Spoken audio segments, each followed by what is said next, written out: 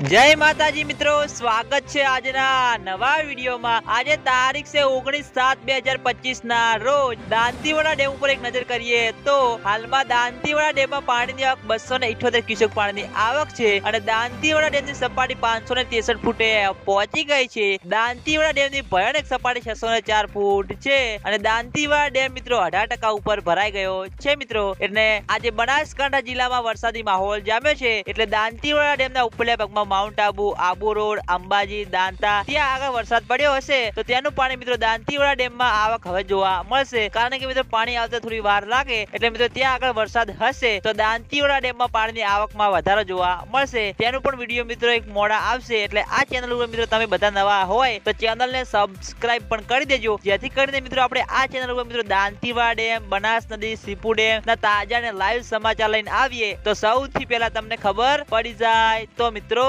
જય માતાજી।